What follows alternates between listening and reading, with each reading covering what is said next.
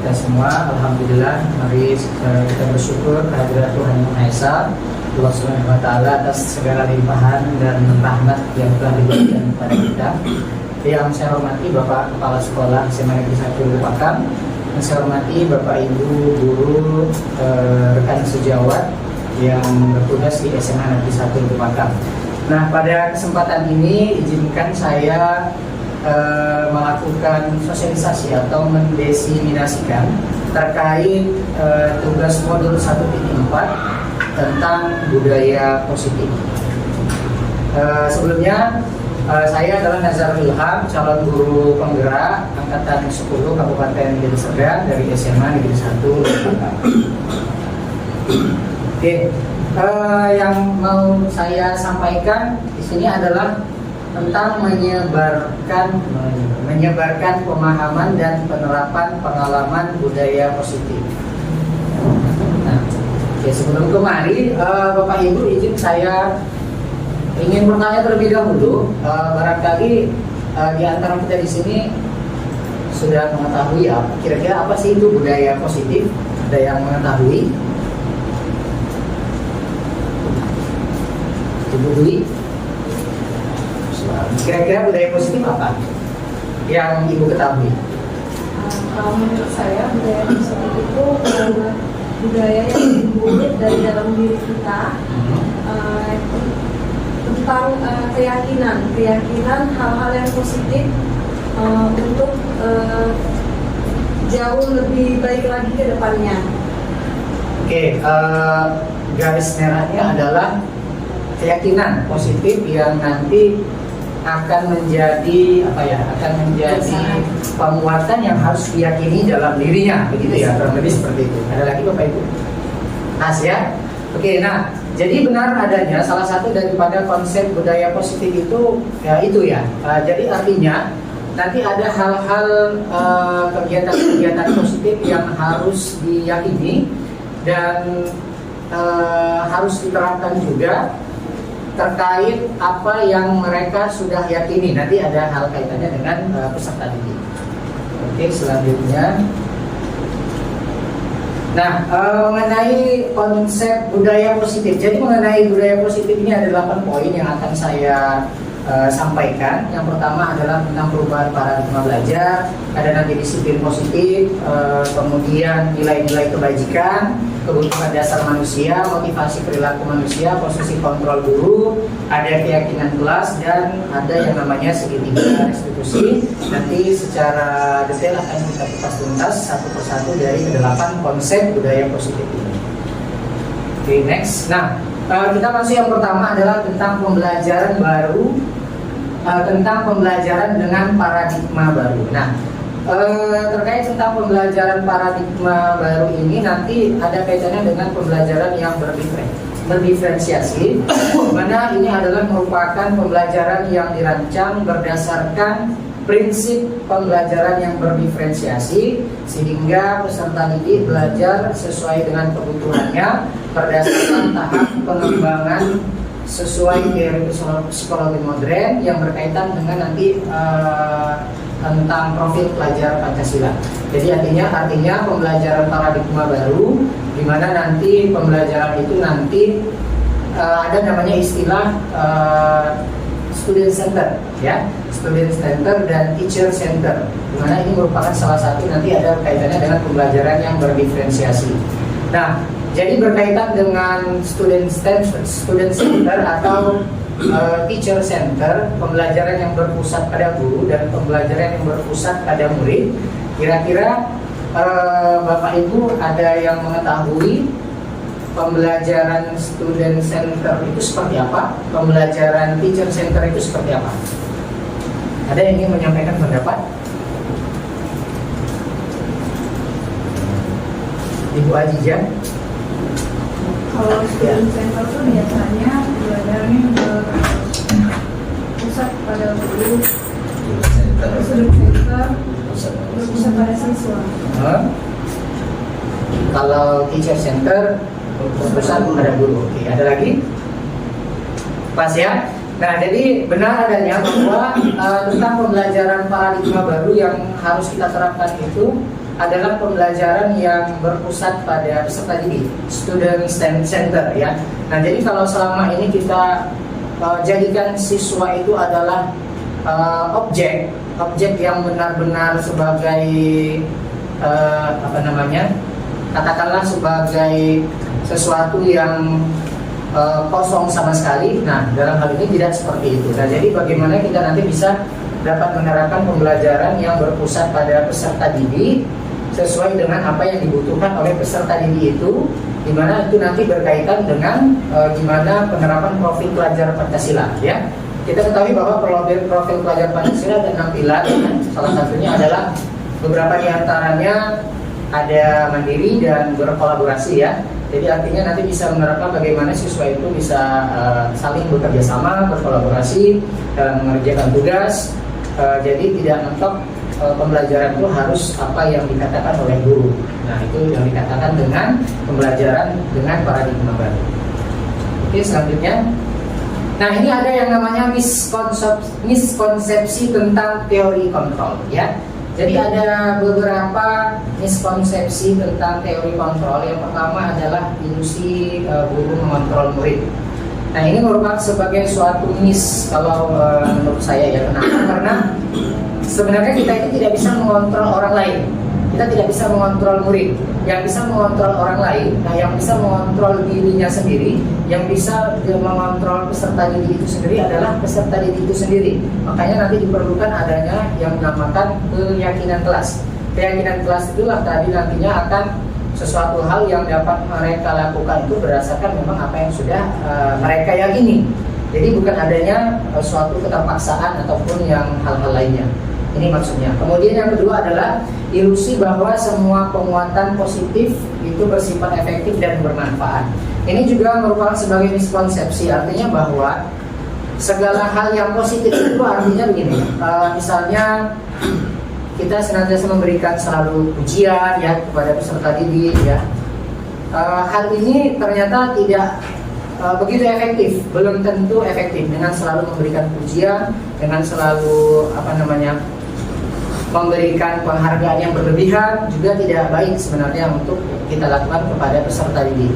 Jadi artinya nanti itu bisa membuat nanti dia merasa ada hal yang tidak sesuai dengan apa yang diyakini olehnya gitu ya. Kemudian ada ilusi bahwa kritik dan membuat rasa bersalah, serta ilusi bahwa orang dewasa berhak memaksa. Nah, ini yang sering terjadi. Bahwasanya kita sebagai orang dewasa itu selalu memaksakan kehendak, selalu memaksakan orang lain, selalu memaksakan kehendak peserta didik. Nah, ini menjadi sebuah miskonsepsi juga yang harus kita rubah nantinya. Ini beberapa miskonsepsi tentang teori kontrol yang nanti ada kaitannya di akhir tentang segitiga restitusi.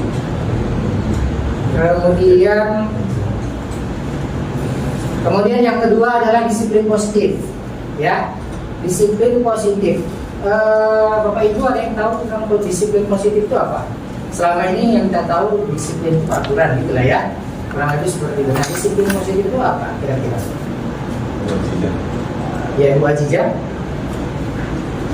Ibu Ajijah ingin menyampaikan pendapat, soalnya Ibu Ajijah bersemangat kayaknya. Pas. Dia Mendapat pujian. Oh gitu. Pas ya Bu Ajijah ya? Pas. Yang lain ada Bapak Ibu? Gak ada ya? Nah, baik, jadi disiplin positif memang selama ini yang kita ketahui tentang disiplin itu adalah aturan-peraturan ya gitu yang harus dilakukan. Lanjut lagi. Ya.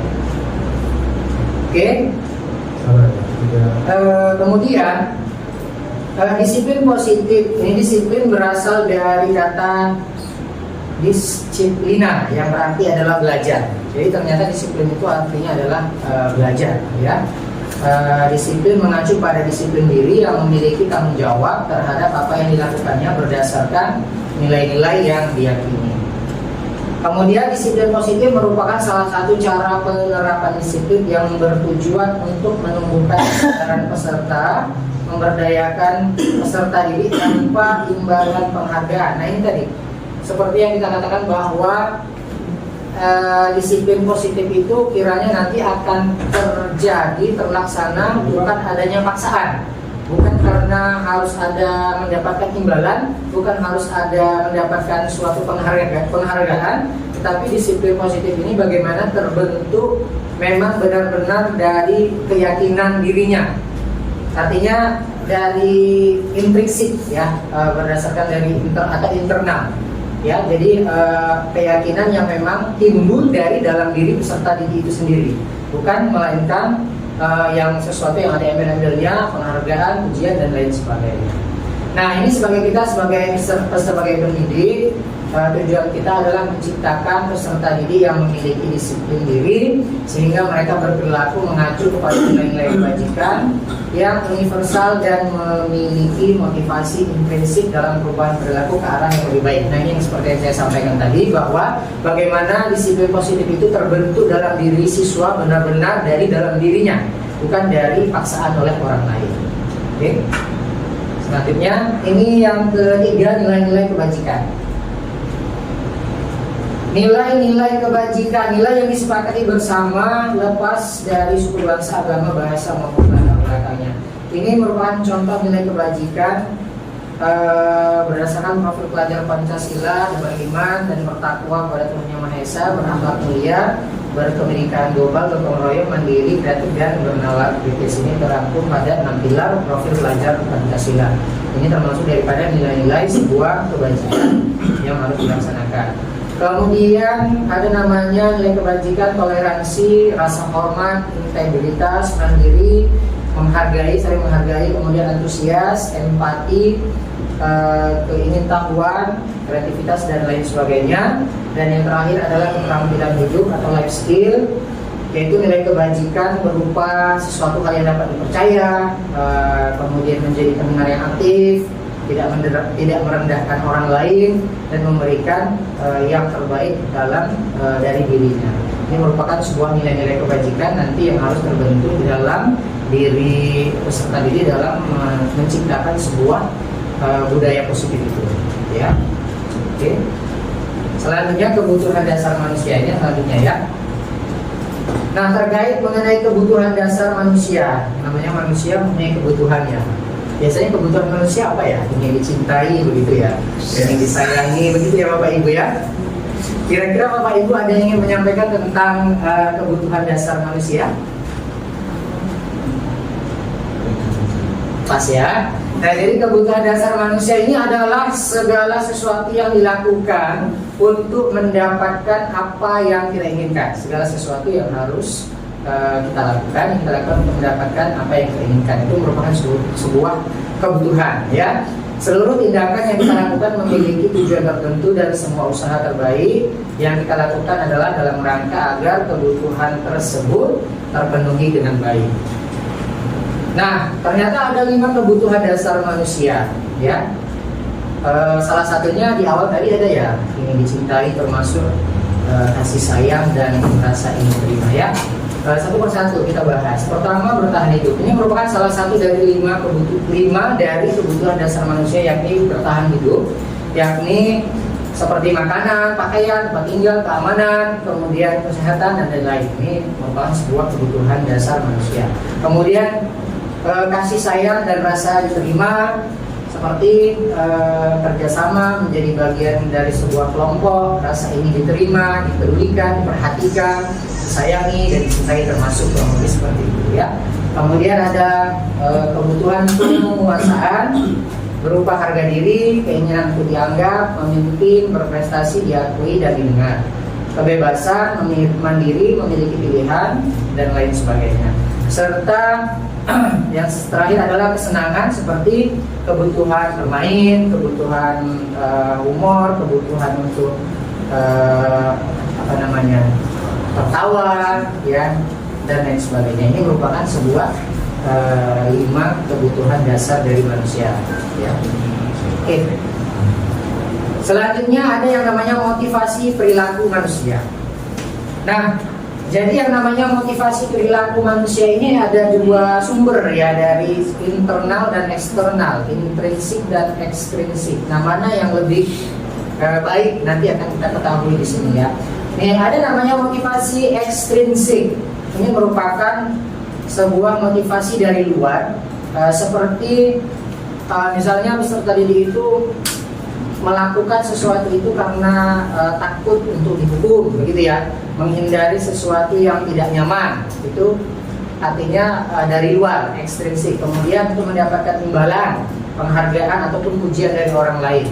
Nah, kemudian ada namanya motivasi intrinsik, ini yang harus diadakan ataupun yang harus dibutuhkan, di mana ini merupakan motivasi yang muncul dari dalam diri sendiri oleh orang lain atau peserta didik, oleh kita semua ya, untuk menjadi orang yang mereka inginkan dan menghargai diri sendiri dengan nilai-nilai yang mereka yakini. Nah, jadi ini terhadap apa yang muncul dari dalam dirinya.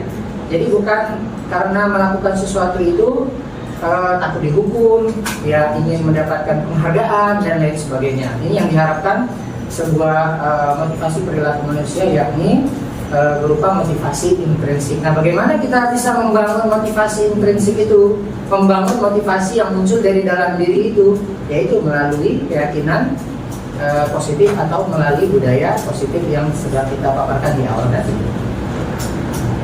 Nah, ini ada namanya hukuman, konsekuensi, dan restitusi. Nah, kalau hukuman dan konsekuensi sepertinya kita sudah mengetahui ya, tapi ada hal baru yang kita ketahui ada namanya restitusi ya.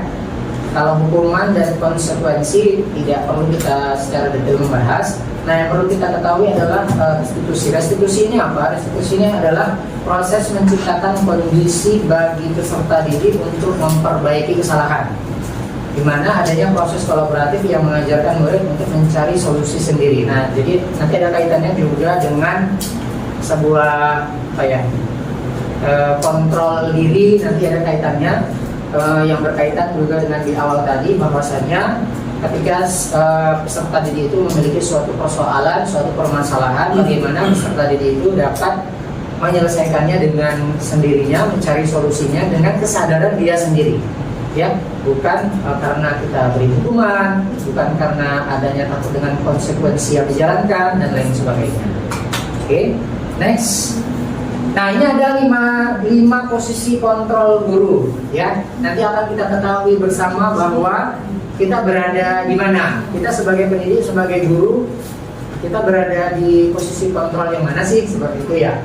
Nah, ada namanya posisi kontrol penghukum, kemudian membuat rasa bersalah, posisi kontrol sebagai teman, pemantau, dan manajer. Nah, apa dari masing-masing definisi dari kelima posisi kontrol ini? Mari kita bahas satu persatu. Nah, ini merupakan contoh penerapan dari 5 posisi kontrol guru. Kita langsung ke contoh saja ya, Bapak Ibu ya. Ada sebuah kasus tentang siswa yang tidak memakai atribut lengkap saat upacara bendera. Nah, lantas kita menyuruh siswa untuk hormat pada bendera selama 1 jam, ya.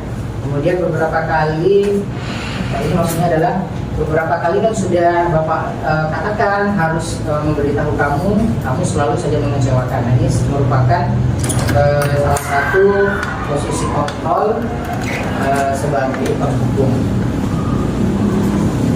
Kemudian ini beberapa dari satu kasus, bagaimana kita menyelesaikannya, kita berada pada posisi kontrol yang mana, ya.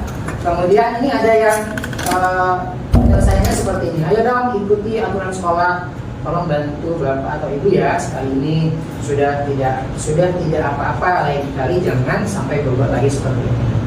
Nah, kamu sudah melanggar peraturan sekolah, kamu tahu kan konsekuensinya setelah upacara kamu berikut ya. Nah, ini merupakan tindakan posisi sebagai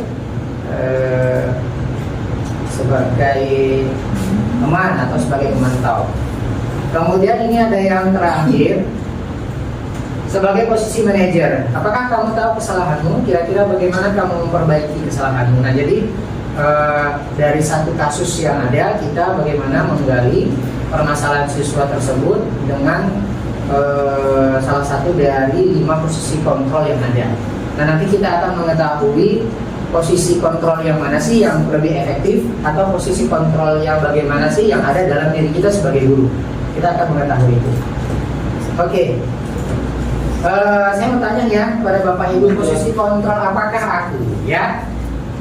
Kalau kasusnya seperti ini, penyampaiannya seperti ini, saya kecewa sekali dengan kamu. Kira-kira ini posisi kontrolnya sebagai apa? Ayo. Sebagai apa? Apakah sebagai teman, penghukum, sebagai apa lagi tadi? Membuat rasa bersalah. Membuat rasa bersalah, manajer. Nah, ini sebagai apa? Saya kecewa sekali dengan kamu. Membuat rasa bersalah. Membuat rasa bersalah. Ada lagi, Ibu Desi? Sama, membuat rasa bersalah. Nah, kita lihat jawabannya. Oke, benar. Jadi ternyata ini adalah posisi kontrol yang dalam kategori pembuat rasa bersalah. Saya kecewa sekali dengan kamu, nah, bla bla bla bla. Ya. Apa kamu tidak pakai atribut bla bla bla bla seperti itu kurang lebih ya. Kemudian yang selanjutnya, kamu selalu tidak pernah benar melakukannya. Ini posisi kontrol apa?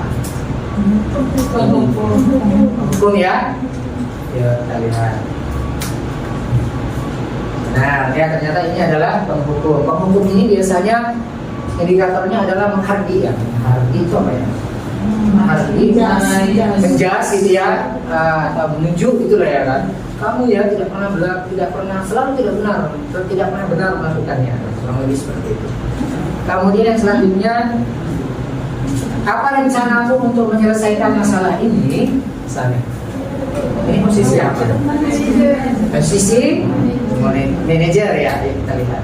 Nah, benar. Nah, ini adalah posisi manajer di mana kita berusaha untuk membuka apa ya istilahnya, membuka paradigma peserta didik itu sendiri, bagaimana dia bisa menggali terhadap kesalahan yang dia lakukan, di mana nanti dia akan mencari solusinya sendiri secara tidak sadar dan secara tidak langsung. Nanti peserta didik itu sendiri yang menemukan sebuah ya, nanti ada kaitannya dengan segitiga restitusi itu.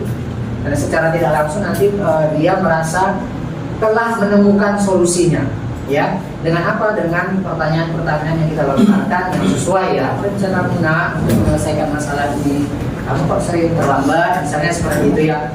Kira-kira apa sih yang harus kamu lakukan? Nah, nanti kita ajak dia itu untuk menggali, melihat, mencari solusinya sendiri berdasarkan keyakinan yang ada dalam dirinya sendiri. Oke. Selanjutnya ini. Kalau misalnya, ayolah lakukan demi Bapak ya. Ayo dong lakukan demi Bapak misalnya. Sebagai apa? Sebagai teman ya. Oke, ya sebagai teman. Sebagai teman, ini indikatornya apa ya? Kalau sebagai teman ini, khawatirnya begini. Dia nanti kalau selalu kita lakukan yang seperti ini, misalnya ya, ayolah Rehan, kamu kenapa sih selalu tidak mengerjakan tugas buatnya sebagai Bapak gitu ya. Kalau kita terus-teruskan melakukan seperti itu, nanti takutnya dia akan melakukan hal itu hanya kepada kita saja, hanya ke satu guru saja. Nanti ke guru yang lain dia akan melakukan hal yang sama, gitu ya. Makanya sebenarnya untuk sebagai posisi kontrol sebagai teman ini sebenarnya tidak begitu efektif. Kalau menurut saya, kenapa? Karena dia akan melakukan sebuah perubahan pada satu objek saja, pada satu guru bidang studi saja. Oke? Selanjutnya yang terakhir, kamu tidak pernah mendapat nilai jika tidak mengerjakan tugas. Ini apa? Pemantau. Kamu tidak akan pernah mendapatkan nilai jika tidak mengerjakan tugas ini. Apa? Pemantau ya? Oke, kita lihat apa ya? Nah, ini sebagai memantau ya. Nah, berarti kita semua mudah-mudahan di sini sudah mengetahui dari kelima posisi kontrol tersebut. Nah, pertanyaannya sekarang kita berada pada posisi kontrol yang mana sih? Ya, ayo kita tanya diri kita masing-masing. Kemudian posisi kontrol yang mana sih yang lebih bagus, yang paling efektif dari kelima posisi kontrol ini? Ya, oke. Kemudian ini udah masuk yang baru ya. Keyakinan kelas, tentang keyakinan kelas. Nah, Bapak Ibu, sebelumnya saya mau nanya, kenapa sih harus keyakinan kelas? Kenapa bukan peraturan kelas? Karena biasanya kita dengar itu peraturan kelas ya. peraturan kelas, peraturan sekolah, tata tertib sekolah, kan harusnya seperti itu ya. Kenapa harus keyakinan kelas? Kira-kira ada yang ingin menyampaikan pendapat? Melibatkan murid. Melibatkan murid, ya. Melibatkan murid yang ujung-ujungnya nanti adalah mereka akan melakukan berdasarkan apa yang sudah mereka yakini. Itu tadi ya, ke sana arahnya. Oke, benar ya. Oke, next. Nah, jadi benar adanya tentang keyakinan kelas itu. Kenapa harus keyakinan kelas? Kenapa bukan peraturan kelas? Nah, karena kalau keyakinan kelas adalah sebuah katakanlah sebuah aturan yang dilakukan secara bersama-sama, yang dilakukan secara musyawarah berdasarkan apa yang mereka buat dan mereka akan meyakini, sehingga ketika mereka melanggar suatu keyakinan tersebut, mereka akan intinya mereka akan bertanggung jawab lah terhadap keyakinan yang sudah mereka buat, terhadap aturan-aturan yang sudah mereka buat sendirinya. Oke. Nah, jadi yang namanya pembentukan keyakinan kelas itu kiranya harus bersifat abstrak, ya. Bersifat abstrak, kemudian berupa pernyataan yang umum atau universal, kemudian kalau bisa hindari pernyataan negatif atau harus menggunakan kata-kata positif. Misalnya dilarang membuang sampah, dilarang ribut, dilarang tidak mengerjakan tugas. Kalau bisa jangan seperti itu, tapi gunakanlah kata-kata yang positif. Misalnya menjaga kebersihan, gitu ya. Kemudian menyelesaikan tugas tepat waktu, kira-kira seperti itu ya. Jadi usahakan dalam membuat keyakinan kelas itu jangan ada unsur kalimat negatif. Usahakan buat sebuah pernyataan yang mengandung nilai-nilai positif. Kemudian yang namanya keyakinan kelas itu sedikit saja ya, sedikit dan mudah diingat, nggak perlu terus panjang-panjang seperti tadi ya. Menjaga kebersihan, ya, menyelesaikan tugas tepat waktu dan lain-lain sebagainya. Kemudian sesuai dengan kondisi kelas dan sekolah sehingga mudah diterapkan. Nah, tentunya dalam membuat sebuah keyakinan kelas sesuai dengan kebutuhan, sesuai dengan kondisi kelasnya. Kalau dalam ruang lingkup kelas, kalau dalam ruang lingkup sekolah ya sesuai dengan kebutuhan sekolahnya seperti apa, gitu ya. Kemudian semua warga sekolah atau warga kelas dilibatkan saat membuat keyakinan kelas. Next. Nah, ini ada yang namanya segitiga restitusi. Segitiga restitusi, ya. Segitiga restitusi ini ada tahapannya, Bapak Ibu ya. Ada 3 tahapan. Segitiga restitusi ini adalah suatu proses dialog yang dijalankan oleh guru agar dapat menghasilkan murid yang mandiri dan bertanggung jawab. Saya bilang ya, jadi segitiga restitusi itu merupakan sebuah dialog yang dilakukan oleh guru dalam untuk menghasilkan murid yang mandiri dan bertanggung jawab. Ini ada kaitannya dengan budaya positif, ada kaitannya dengan keyakinan dan lain sebagainya. Ya.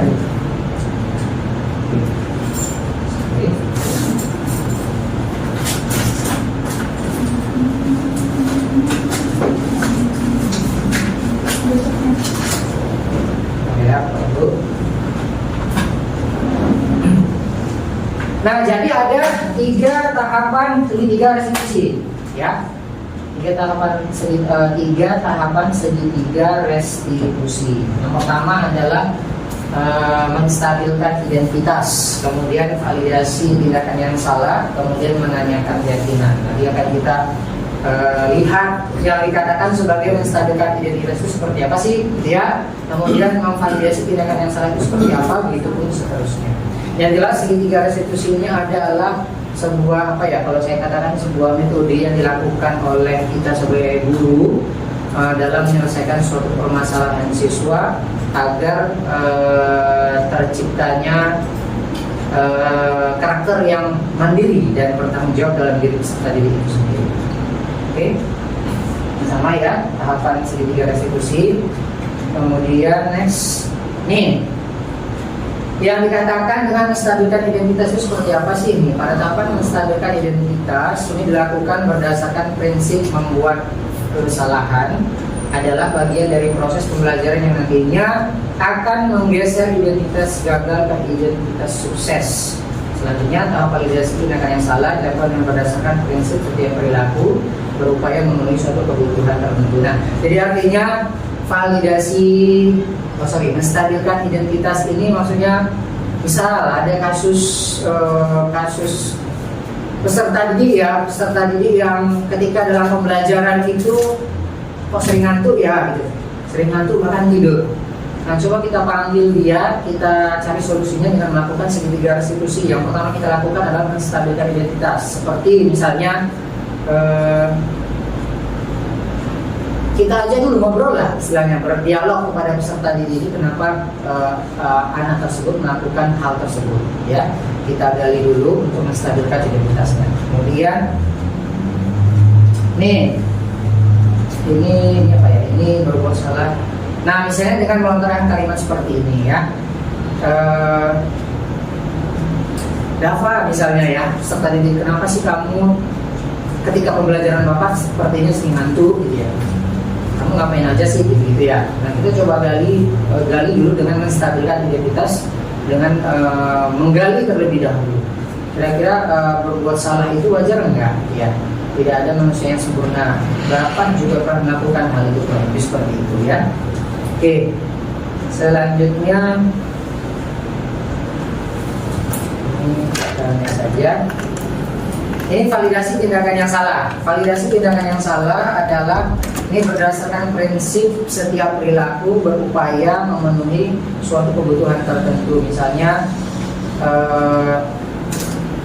ada siswa yang tiba-tiba marah gitu ya sama temannya karena dia hasil kerjanya dicontek gitu misalnya ya, dengan menggebrak meja misalnya seperti itu ya. Nah, kita bisa memvalidasi tindakan yang dilakukannya dengan apa? Dengan kenapa kamu harus seperti itu gitu ya.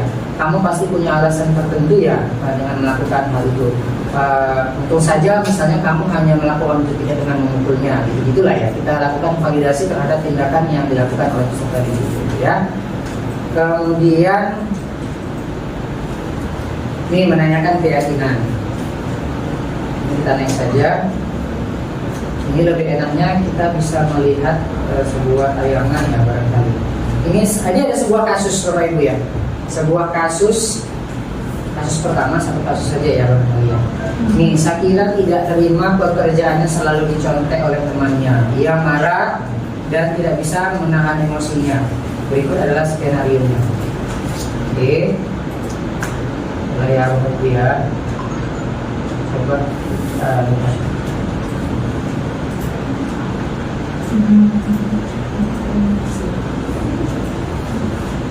Ini supaya kita mengetahui bagaimana penerapan segitiga restitusi itu ya. Ini ada Pak. Ya.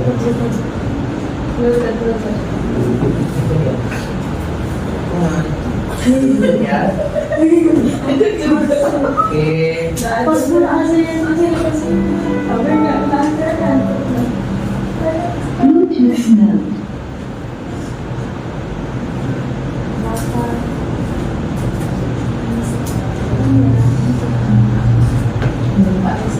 Iya, itu.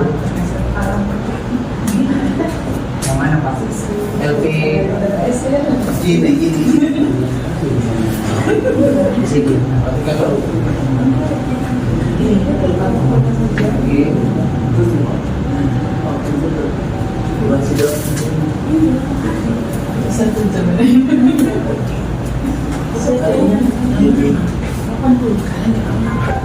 Oke. Karya ini Ibu karena ada terkendala di belakang saya membutuhkan ya. Ini salah satu contoh penerapan segitiga restitusi yang dilakukan ya. Ketiga tadi Bapak mendengar lapor dari 12 kamu bersaksi dengan pendapat. Kenapa? Karena dia sering mencontek tugas saya, Pak. Jadi saya kurang ya,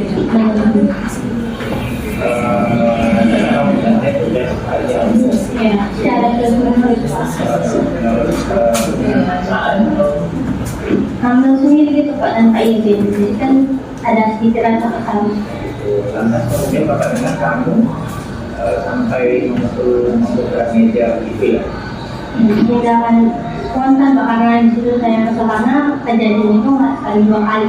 Jadi saya tahu dan tidak secara refleks menggebrak meja. Oke, baik. Memang sih kalau Bapak digabung untuk mungkin segala macam hal seperti itu ya. Namun tindakan kamu yang termasuk tidak lebih berat ya daripada kamu tidak menentukan yang berat ya. Namun perbuatan itu apakah termasuk ya? Nah, Mana sih Pak?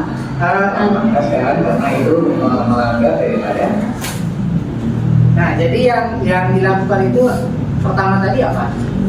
Menstabilkan identitas ya, kita gali dulu permasalahannya seperti itu ya. Kemudian harapan yang selanjutnya adalah Ketiga ya, ini sudah ya. ketiga. Lalu nanti kita akan memvalidasi tindakan yang salah. Ketiga ya. Tadi Bapak mendengar nomor dari dua Sama ya. ketiga ya. Tadi Bapak mendengar nomor dari dua. Oke, jadi kurang lebih seperti itulah Bapak Ibu ya. Jadi bagaimana kita menggali suatu permasalahan, suatu kasus yang dialami oleh peserta didik itu dengan melakukan yang namanya segitiga restitusi ya.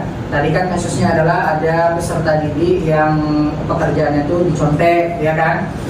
Yang dilakukan secara berulang-ulang, yang dicontek oleh temannya si Syakila ini ya.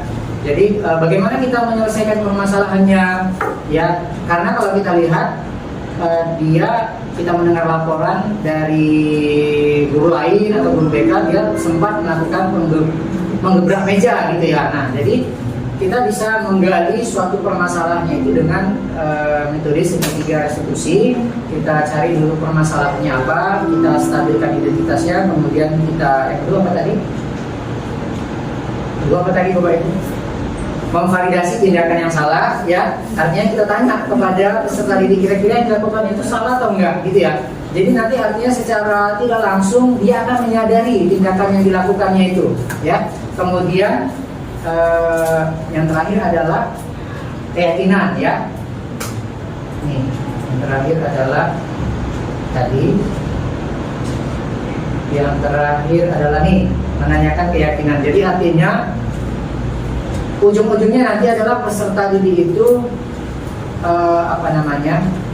menyadari kesalahan yang telah dia lakukan, bahwasannya yang dia lakukan itu tidak sesuai dengan keyakinan kelas, tidak sesuai dengan yang sudah disepakati di kelas. Ya, itu salah satu contoh daripada penerapan segitiga restitusi. Oke, next. Ini kasus kedua yang tidak saya. Oke, Bapak Ibu, kiranya ini saja yang dapat saya sampaikan terkait mengenai budaya positif. Ada 8 poin yang pada intinya adalah bagaimana dalam penerapan program disiplin positif ini hendaknya guru memiliki standar kepribadian, profesional, dan sosial yang baik, di mana guru mampu merefleksikan dirinya dalam posisi kontrol saat ini. Ya, jadi kiranya setelah ini kita dapat mengetahui kita sebagai pendidik berada pada posisi mana nih, kurang lebih seperti itu ya. Mana yang lebih efektif, atau kira-kira dari kelima itu apa sih yang tidak pantas untuk kita lakukan? Ya, setidaknya kita dapat mengetahui dan dapat menyelesaikan suatu persoalan yang kita alami bersama peserta didik kita dengan penerapan segitiga restitusi ya. Kiranya demikian Bapak Ibu yang dapat saya sampaikan. Kira-kira ada pertanyaan Bapak Ibu sebelum kita akhiri? Pas ya? Sudah ngantuk ya Pak ya? Setelah ini kita ngopi Pak ya. Oke, kalau sudah pas, terima kasih Bapak Ibu atas segala perhatiannya. Semoga apa yang saya sampaikan ini, terlebih khususnya pada diri saya pribadi, dapat saya terapkan di dalam pembelajaran, di dalam lingkungan kerja saya. Dan harapannya kita semua dapat menerapkan budaya positif terkait yang sudah kita ketahui bersama.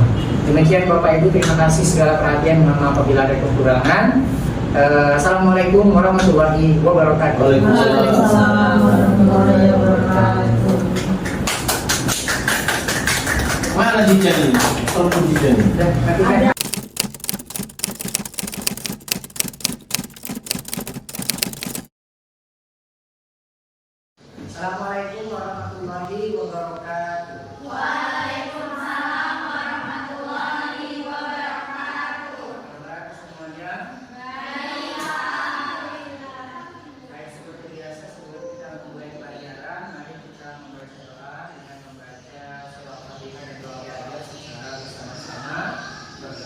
silakan mulai. Bismillahirrahmanirrahim. Alhamdulillahirabbil alamin. Ar-Rahmanir-Rahim. Maliki yaumiddin. Iyyaka na'budu wa iyyaka nasta'in. Ihdinas siratal mustaqim. Siratal ladzina an'amta 'alaihim ghairil maghdubi 'alaihim waladdallin. Amin. Bismillahirrahmanirrahim. Oke, baik. Sebelum memulai pelajaran, kita akan membuat terlebih dahulu yang namanya keyakinan kelas. Tahu keyakinan kelas itu apa? Tahu? Siapa yang tahu? Yang kuat.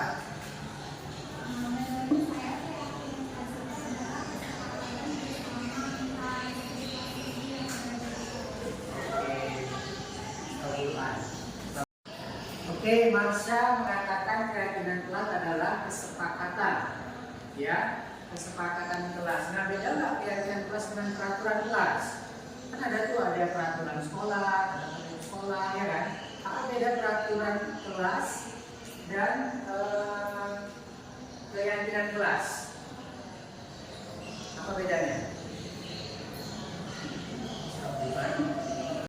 Oke, nah jadi perbedaan dari peraturan kelas dan keyakinan kelas, ya kalau peraturan kelas ada peraturan sekolah, ya, peraturan tetap sekolah misalnya dilarang apa ya, dilarang membuang sampah, gitu ya, dilarang terlambat, nah itu bisa termasuk sebagai namanya peraturan kelas. Nah tapi kalau yang namanya keyakinan kelas, kalau bisa usahakan biar aturannya itu jangan ada kata dilarang, jangan pakai kata jangan, dan lain-lain. Artinya gunakan kalimat yang positif.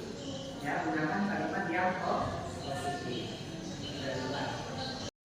Nah, jadi itu perbedaan peraturan kelas dan keyakinan kelas. Hampir sama sih sebetulnya ya.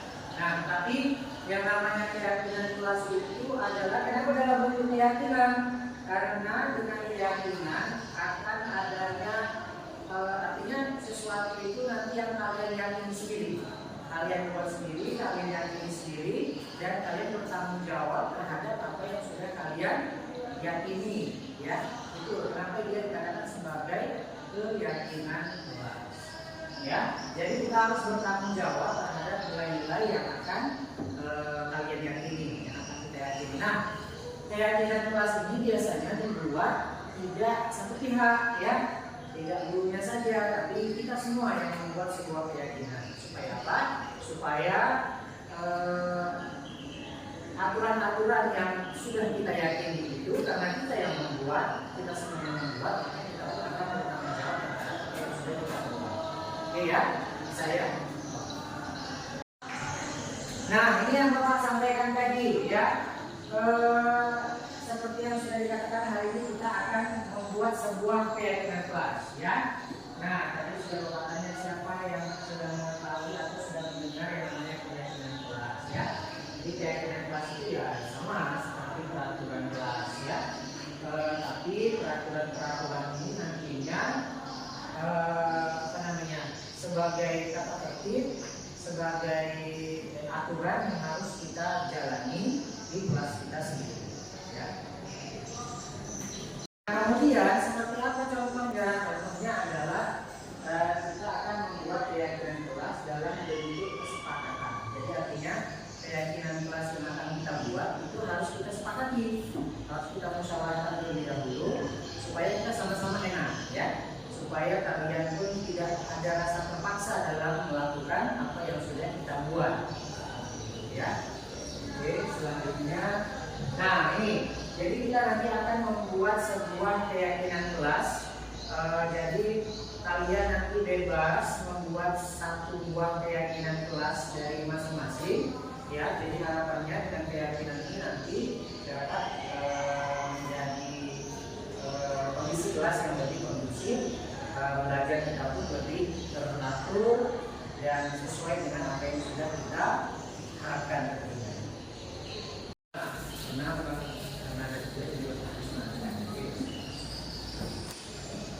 Oke, nah jadi hari ini kita akan membuat sebuah keyakinan kelas. Nanti kalian buat dalam sebuah kertas kilat yang akan Bapak berikan satu persatu. Kalian buat 1 saja per siswa, 1 saja keyakinan kelas yang akan kalian buat. Nah, yang perlu digarisbawahi adalah dalam membuat keyakinan kelas itu gunakan kalimat yang positif. Jangan menggunakan kalimat yang negatif. Misalnya, jangan menggunakan dilarang mencontek misalnya ya. Misalnya itu ya. Jangan kalau bisa tidak usah kata-kata dilarang, tidak usah pakai kata dalam tanda kutip jangan dan lain-lainnya. Pokoknya menggunakan kalimat yang positif ya, Bapak. Dari 1 orang 1. Nah, ini Bapak berikan 1 orang 1. Kalian silakan tuliskan keyakinan kalian. Saya bilang silakan kalian buat. Silakan langsung ya.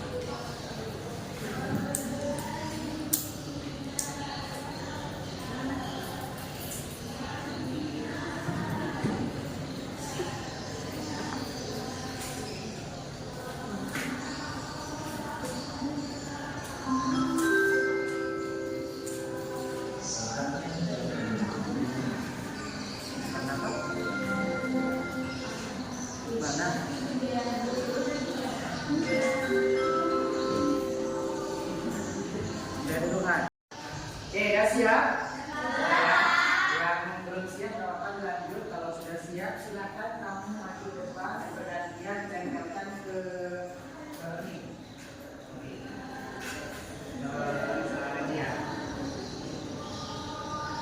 Ini keyakinan rasanya tempel.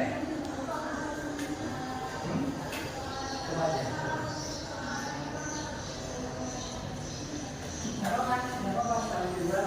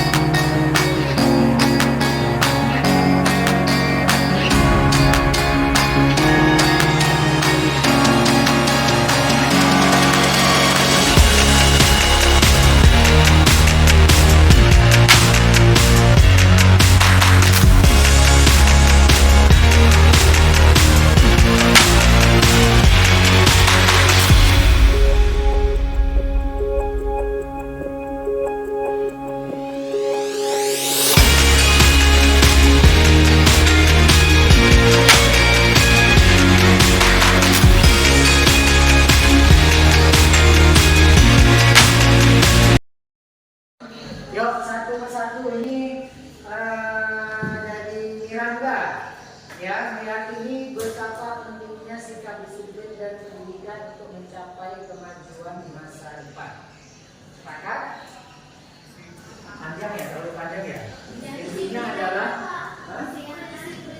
Intinya adalah disiplin ya. Meyakini betapa pentingnya sikap disiplin, maksudnya disiplin berpakaian, disiplin tempat waktu kita masuk, ya kan? Ya, disiplin mengerjakan tugas, mungkin itu ya. Nah, ini bisa kita gunakan ya. Satu ya.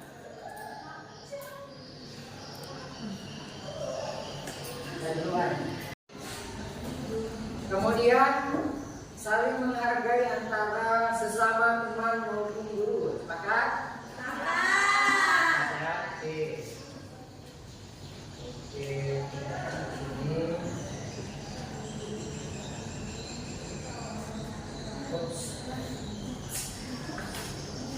Selanjutnya,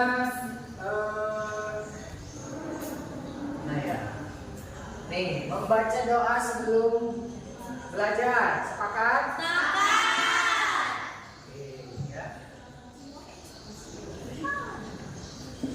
Oke, udah dulu lah. Ya.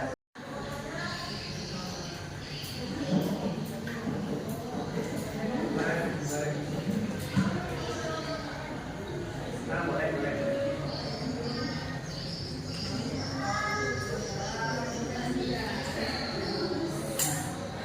Ya, stop.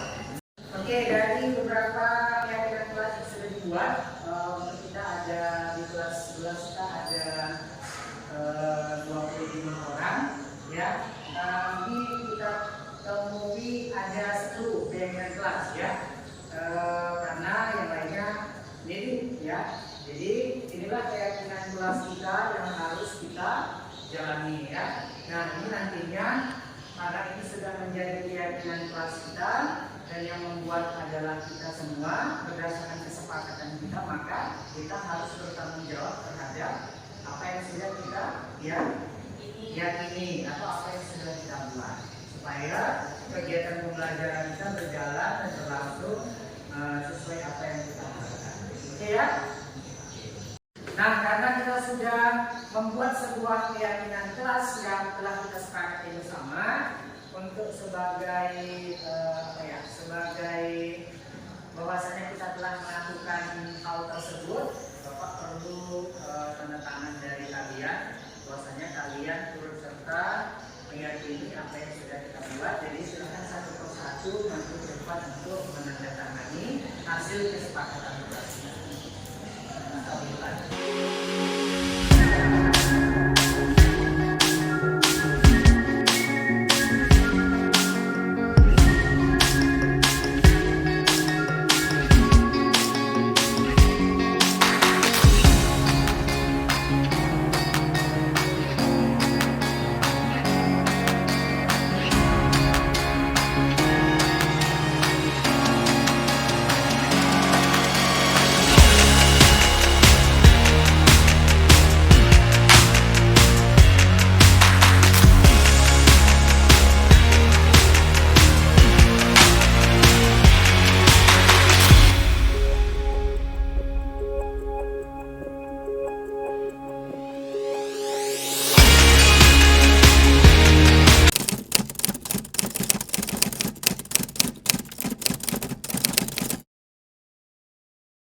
Assalamualaikum warahmatullahi wabarakatuh. Nama saya Riyad Safira Firdausi dari kelas 11K.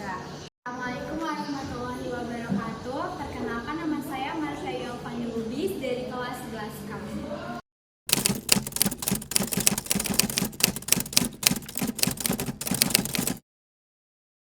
Saat saya setelah membuat keyakinan kelas sangat senang karena keyakinan kelas itu sangat penting.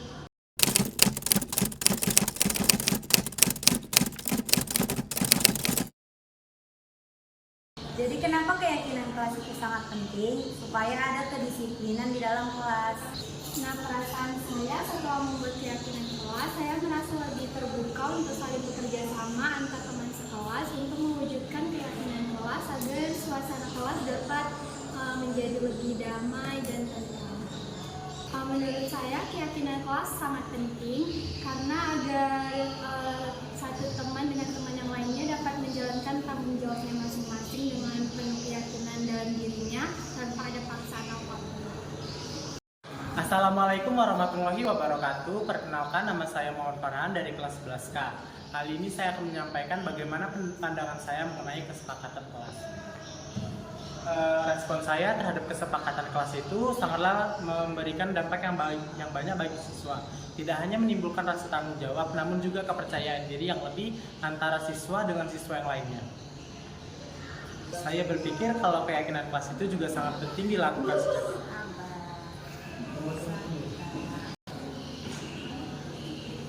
Kemudian apakah keyakinan kelas itu penting? Jawaban saya iya, sangat penting karena alasan saya mengenai kesepakatan kelas tidak hanya menumbuhkan rasa tanggung jawab namun juga memberikan rasa kepercayaan diri antar siswa dan juga guru. Selain itu juga akan membangun kerjasama. Assalamualaikum warahmatullahi wabarakatuh. Perkenalkan, nama saya Fitri Ramadhani, saya dari kelas 11K. Di sini bagaimana perasaan saya terhadap keyakinan kelas? Perasaan saya sangat senang karena di sini menambah kedisiplinan dan keharmonisan terhadap kelas. Saya sangat penting karena dengan itu kita tahu bagaimana batasan kita terhadap lingkungan kelas kita agar tidak terjadi kerecokan. Terima kasih.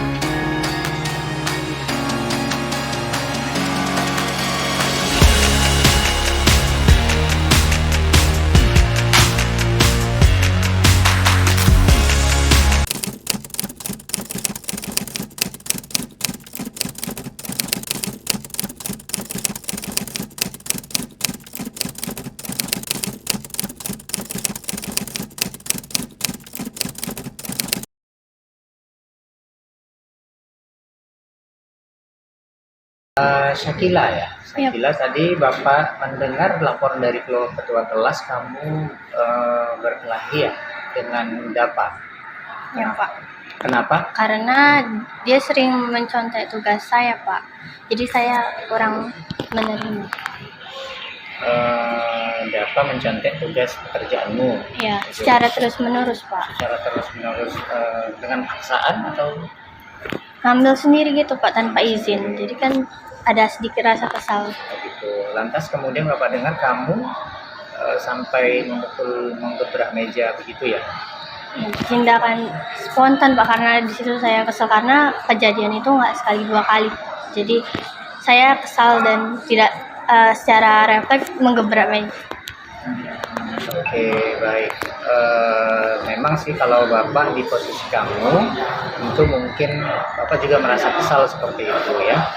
Namun tindakan kamu ya termasuk tidak lebih berat ya daripada kamu yang kamu tidak memukul kan? Tidak memukul, hanya menggebrak meja.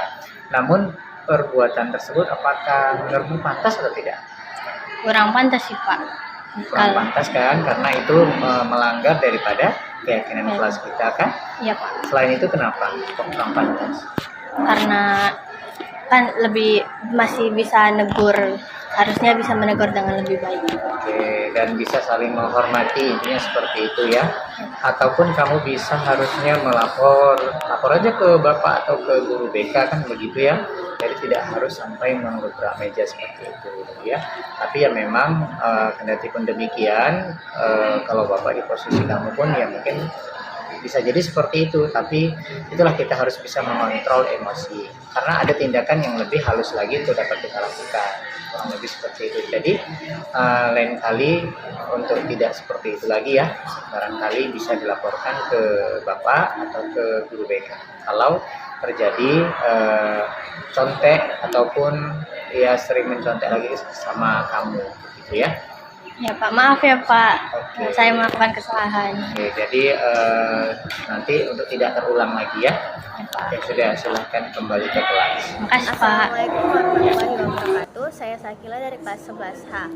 Saya senang sekali dapat berdiskusi dengan Bapak Guru untuk dapat mengendalikan diri dari emosi karena perilaku teman saya. Saya harus lebih banyak belajar untuk bersabar dan dapat menghormati teman saya. Terima kasih.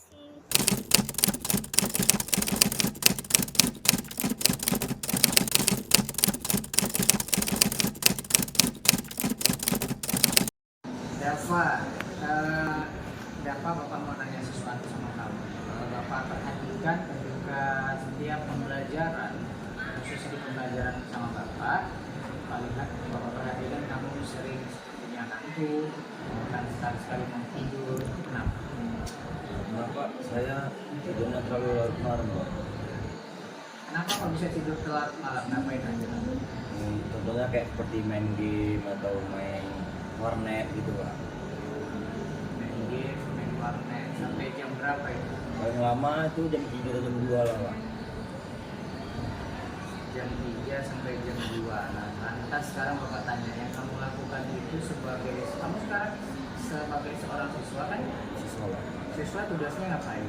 Belajar, ya kan? Menaati peraturan, ya kan? Gimana supaya kita itu selayaknya seorang siswa, gimana sih supaya ketika mengikuti pembelajaran di kelas itu bisa nyaman, bisa fresh, artinya kan apa yang harus kamu lakukan supaya tidak seperti ini? Tidur lebih awal sih Pak. Tidur lebih awal dan tidak main game. Boleh sih main game, tapi kamu mungkin bisa di minimalisir ya, bisa di setting waktunya, bisa dikurang-kurangi main gamenya, boleh, tidak dilarang, tapi lihat waktu ya. Boleh main game, tapi kalau bisa dihilangkan lebih bagus lagi kan gitu ya. Jadi kan nggak ada gunanya, jadi bagus kamu baca-baca buku kan gitu ya. Mengulang pelajaran yang sudah dipelajari tadi misalnya kan, atau membaca buku yang akan dipelajari esok hari. Saya rasa itu lebih bermanfaat daripada harus main game sampai berlarut. Boleh, tapi lihat kondisi dan waktu ya. Jadi setelah ini mengharapkan kamu tidak lagi seperti itu ya. Mengharap kamu bisa mengikuti pelajaran dengan sebagaimana teman-temanmu ya. Jadi setelah ini kalau Bapak tanya apa yang harus kamu lakukan, Berubah mindset yang terbaru Pak, karena kita kayak udah meninggalkan dunia kita yang lama itu Pak. Kalau mau tidur, mengurangi main game dan sebagainya Pak. bisa dilakukan? Insya Allah bisa Pak. Jadi ya, supaya nanti kamu di minggu depan ketika pelajaran sama Bapak tidak lagi terulang seperti ini ya. Karena semuanya ini bukan untuk Bapak, tapi untuk kamu, supaya kamu benar-benar mendapatkan pelajaran dengan maksimal apa yang disampaikan. Jangan-jangan kamu di pelajaran lain juga seperti itu. Kan secara otomatis kan seperti itu ya. Jadi harapannya ke depan coba dirubah pola hidup, tidur lebih awal, boleh main game tapi ingat waktu. Paham ya? Bisa dilaksanakan? Silakan kembali. Assalamualaikum warahmatullahi wabarakatuh. Perkenalkan, nama saya Dafa Fadlur Rahman. Terima kasih kepada Bapak Guru. Saya senang sekali diajak diskusi dengan Bapak Guru untuk menemukan solusi atas kesalahan yang telah saya lakukan, yaitu bergadang di malam hari dan tidur di larut yang malam, yang mengakibatkan saya tidur di sekolah atau di kelas. Sekian dari saya. Terima kasih.